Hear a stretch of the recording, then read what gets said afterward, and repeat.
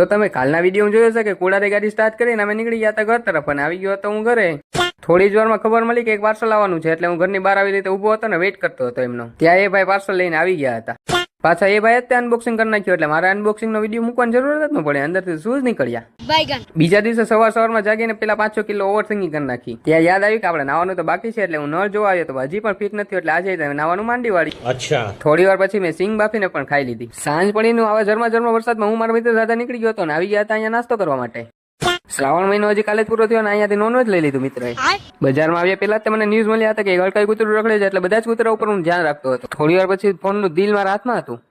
એક મિત્રએ phone repair કરાયા અને એની બેટરી લઈને આવ્યો હતો. મેં તો કોઈ દી જોયું નથી ફોન નું દિલ કેવું હોય. આજે અંદરથી જોઈએ એટલે આપણે ફાડીને. પણ આનું પ્લાસ્ટિક તો બહુ જાડું હતું, હાથથી તો ખુલે એમ જ નહોતું એટલે કાતર લેવી પડી હતી મિત્રને. ઘણી મહેનત કર્યા બાદ અંદરથી આવું નીકળ્યું હોય. શું છે તમને પણ નથી ખબર. તમને ખબર હોય તો જલ્દીથી કોમેન્ટ કરજો અને વિડીયોને લાઈક કરવાનું ભૂલતા નહીં.